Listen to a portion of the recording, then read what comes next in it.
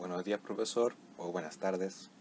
Me presento, mi nombre es Jaime Prieto y mi grupo de laboratorio de procesos mineralúrgicos está integrado por Rodolfo Hedman, Antonio Ríos, Nicolás Vivanco y quien le habla. La siguiente presentación tiene como principal tema el muestreo de menas granuladas y conceptos de análisis granulométricos. Bueno, se distribuirá de forma equitativa la presentación. Comenzaré hablando yo y luego daré el paso a Nicolás, Antonio y Rodolfo respectivamente. Ese será el orden de presentación. Y bueno, aclarado esto, comenzamos. Como es sabido, la minería es una actividad económica lucrativa que consiste en la explotación y extracción de mineral o material que posee algún tipo de interés para nosotros. Estos minerales se acumularon durante mucho tiempo en forma de yacimientos, con procesos que ocurren de manera natural. Por decir alguno, como ejemplo, es la cristalización fraccionada.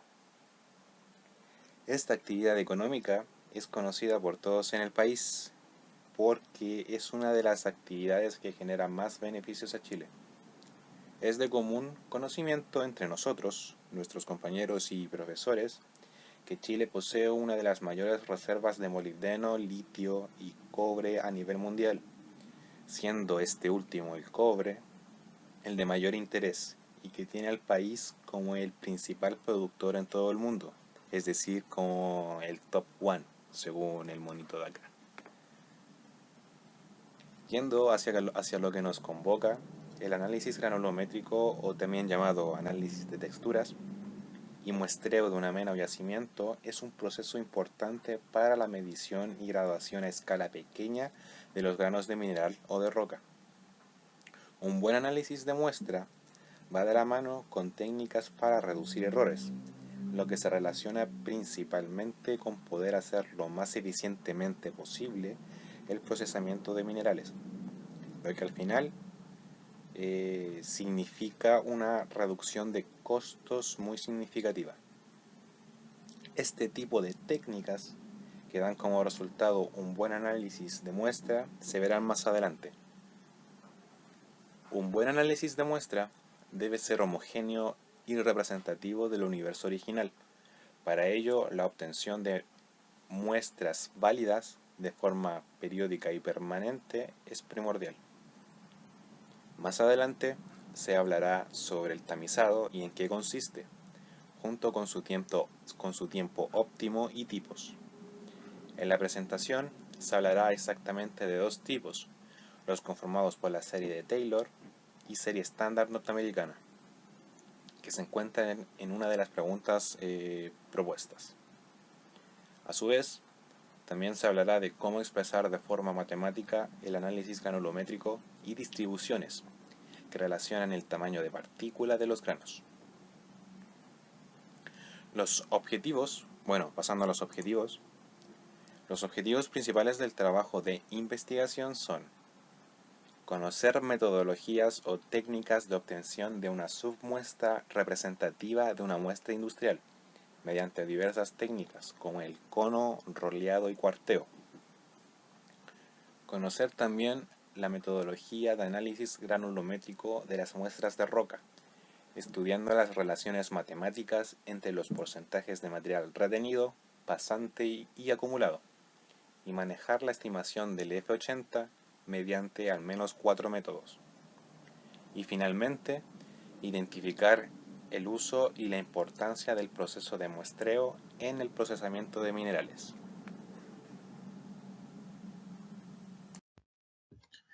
Ya, en el marco teórico tenemos en primer lugar la granulometría, que es la medición del tamaño de los granos de una cierta muestra mineralógica, y también el cálculo de la abundancia de cada uno de los tamaños de la muestra. Aquí podemos ver las imágenes, las distintas muestras separadas en diversos tamaños, ya con una escala granulométrica, y así de tal manera que se puedan conocer las cantidades en peso de cada tamaño que aporta el peso total.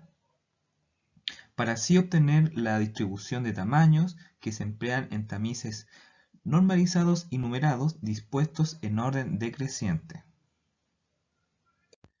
Bueno, y tenemos las técnicas de muestreo. Estas se utilizan para la obtención de una muestra lo más representativa posible de algún mineral, ayudando a conocer así sus características granulométricas. Para ello, se utilizan procesos en los cuales se intenta homogeneizar la muestra para luego someterla a un análisis granulométrico. Aquí podemos ver el roleo, que es un proceso previo a cualquier técnica de muestreo, donde a través de un paño roleador se homogeneiza la muestra, realizando movimientos de punta con punta, en sentido horario o a veces antihorario. Luego se lleva un extremo del paño al otro extremo, como pueden ver aquí en la imagen, con el fin de mezclar el mineral y homogeneizarlo. ¿Ya? Un ciclo de roleo consiste en llevar cada uno de los extremos del paño a su diagonal opuesto. También tenemos el cono y cuarteo. El material se distribuye por medio de una pala de una forma de cono. Posteriormente se aplasta el cono con ayuda de la pala para luego a la forma de un cono truncado, el cual es fraccionado en 4 partes iguales. Aquí pueden ver las 4 partes iguales, un ejemplo. El cual van a ser elegidas solamente 2, que van a ser las opuestas. El par restante corresponde a la muestra rechazada. Y tenemos el paleo fraccionado, que el mineral se apila en forma de un cono para luego a través de una pala retirar fracciones exactamente iguales, ¿ya? Quedando n cantidades de montones de mineral iguales en masa, hasta retirar 100% el mineral aplicado inicialmente. Aquí tenemos una que se dividió en 2 y otra que se dividió en 5. También tenemos el cortador rifle o partidor rifle, donde éste a través de distintos canales adyacentes distribuyen la muestra equitativamente en 2 partes iguales. Aquí podemos ver cómo se ingresa correctamente el material y consiste en reducir una muestra de forma homogénea sobre un cortador de chute o Jones, el cual posee un número par de canales con cierta abertura, siendo el ancho de estas el doble del tamaño máximo que posea el material con el que se quiere alimentar el equipo pasando el material por estos canales hasta ser depositado en 2 bandejas diferentes y así poder obtener 2 partes aproximadamente iguales, como pueden ver aquí en la imagen, y siempre teniendo como consideración que la alimentación debe ser de forma lenta y en el centro del equipo. Tenemos el tamizado, que es un método para separar o clasificar los distintos tamaños de partículas de una muestra mineralógica a través de una serie consecutiva de tamices, ¿ya? Los cuales poseen mallas de distintos tamaños, donde las superiores tienen una mayor abertura y las inferiores una menor abertura, llegando a tamaños de abertura de entre 37 micrones o malla 400, como se le dice, ¿ya? Un tamiz, aquí como pueden ver, tiene una malla metálica constituido por barras tejidas que dejan una especie entre sí por donde se hace pasar el alimento previamente triturado. Las aberturas que deja el tejido y que en el conjunto constituyen la superficie del tamizado pueden ser de forma distinta según la clase de tejido. Las mallas cuadradas se aconsejan para productos de grano plano, escamas o alargados.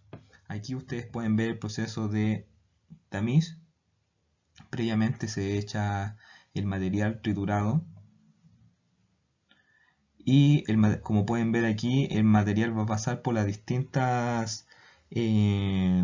por los distintos tamices y va a ir clasificándose el tamaño pasante.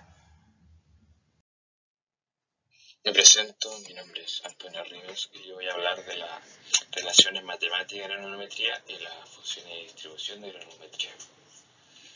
Empezando con las relaciones matemáticas, tenemos 3 distintos conceptos que aparecen en las tablas de análisis de granulometría. La masa retenida parcial, que es la cantidad de masa retenida en cierto número de mallas con respecto al total de la masa de la muestra. Esta se expresa en porcentaje. Tenemos la masa retenida acumulada, que es la suma consecutiva de la masa retenida parcial en cada malla. en donde la última malla se debería tener un 100%. Y también tenemos la pasante acumulada, que es la suma consecutiva de la masa que logra pasar a través de la malla. Este se puede calcular restando 100 menos cada valor de masa retenida acumulada en cada malla. Pasando a las distribuciones matemáticas, estas distribuciones son los resultados de un análisis nanométrico generalizado y correlacionado por estas expresiones, que relacionan el tamaño de la partícula con un porcentaje en peso, que generalmente es el acumulado retenido o el pasante, que nombramos anteriormente en las relaciones matemáticas. Por norma general, es aceptado que el tamaño característico de una distribución es el tamaño el cual pasa por el 80% de material o de la misma manera del 50%. Una de aquellas funciones de distribución es la de Gates-Gauden-Schumann, que es una distribución matemática usada para representar los sistemas de partículas que relaciona el tamaño de la partícula con su porcentaje en peso. Generalmente es acumulado, retenido o pasante. Esta función es logaritmo-logaritmo, que da paso a una ecuación de la recta. Otra función es la de Rossing-Ramler.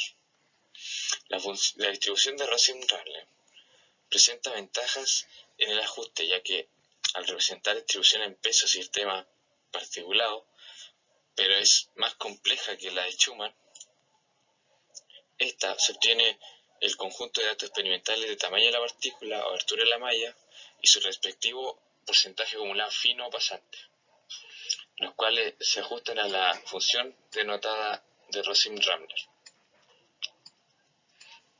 donde f de x es el porcentaje acumulado pasante y x donde se ajusta a la ecuación que se presenta en la diapositiva. Esta muestra el porcentaje acumulado retenido y el porcentaje acumulado pasante por su lado derecho. Esto relaciona el tamaño de las partículas en micrones.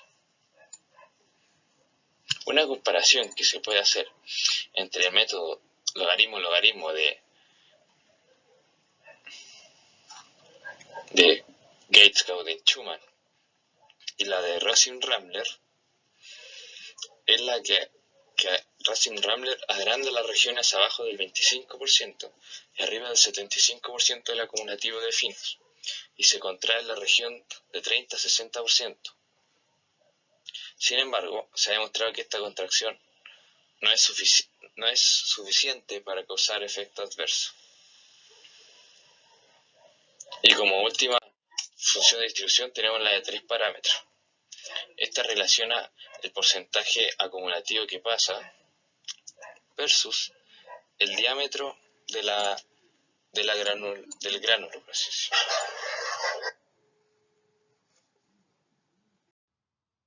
Bueno, profesor, siguiendo con mi compañero, mi nombre es Rodolfo Gielman y le dejo una foto ahí mía referencial, ¿ya? Como pregunta propuesta, número 1, tenemos ¿qué implicancia podría tener un mal proceso de muestreo previo al chancado de materiales? ¿Ya? Si bien el muestreo de materiales tiene una importancia pero enorme, ya que tiene consecuencias económicas de por medio, ¿ya? Ya que tiene consecuencias económicas positivas o negativas. Y dentro de las negativas, ¿por qué se da esto? ¿Ya? Nosotros tenemos que evitar acá dos conceptos que se dan, ¿ya? Que dice la subliberación y la sobreliberación, ¿ya? Que son dos conceptos. La subliberación ocurre cuando el grado de reducción de la partícula no es suficiente para liberar completamente a la especie de interés, ¿ya? O sea que falta para obtener a lo que queremos. La sobreliberación es cuando el grado de reducción de la partícula es mayor al necesario, o sea que nos pasamos, ¿ya? Cualquiera de estos dos extremos es extremadamente caro y obviamente un gasto extra en la minería, así que hay que hacer un buen muestreo y para que en el chancado no tengamos esos dos extremos y hagamos un gasto de energía extra. Como pregunta 2, tenemos realizar una comparación entre los tamices conformados por la serie Taylor versus los tamices de la serie estándar norteamericana. Bueno, la serie estándar norteamericana se divide en tamices de Taylor y US Standard. ¿Ya? La serie de Taylor se divide en 14 tamices. ¿Ya? Por ejemplo, en la de Maya 200, la abertura cuadrada, ¿ya? Cuadrada la coloco porque hay circulares. No, estas son cuadrículas cuadradas. La Maya 200 tiene una abertura de 0.074 milímetros o 74 micrones, que también es válido, ¿ya? Y eso, por ejemplo, la Maya 63, que tiene la mayor abertura, que es de 6.680 micrones. La US Standard, esta es una serie cuantitativa, ya que va viendo lo que es retenido, el porcentaje parcial retenido, el peso retenido, el porcentaje acumulado, pero esto se va viendo en base a las partículas que van quedando en cada malla. Bueno, y como tercera pregunta, tenemos cómo se obtiene el tiempo óptimo de tamizaje y para qué sirve. Ya, el tiempo óptimo de tamizaje, por ejemplo, aquí usted ve una columna de tamices y el tiempo óptimo de tamizaje se puede hacer colocando más mallas, ya, para que haya más divisiones, o mallas más grandes para que puedan tener un mayor volumen cada malla. Bueno, como conclusión, nosotros concluimos, valga la redundancia, que obtuvimos los objetivos, ¿ya? Que era conocer las metodologías de obtención de distintas técnicas, ya se reconocieron las metodologías de análisis granulométrico, también se identificaron el uso y la importancia del proceso de muestreo en el procesamiento de materiales, y por último, como recomendación, es que en cada muestreo, ya para llevar esto a la práctica, por así decirlo, se realice los procedimientos de manera óptima y a la vez escoger la técnica de muestreo adecuada, ya que si se hace esto, no se hacen gastos extras, por ejemplo, previo al chancado, ¿ya?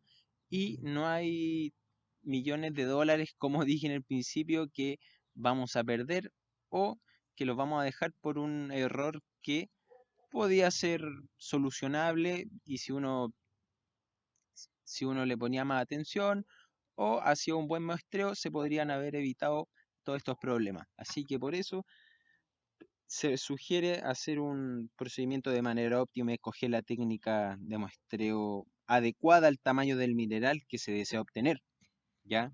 Al mineral de interés. Bueno, y como referencia, profesor, acá tenemos algunos, bueno, todos en los que nos basamos, todas las referencias donde sacamos información, comparamos. Bueno, aquí está todo. Incluso hasta la universidad tenemos dos referencias. Bueno, profesor, muchas gracias por su atención. Espero que esté bien, de salud y todo. Así que, bueno, lo dejo y nos estamos viendo. Ya, saludos, que esté bien.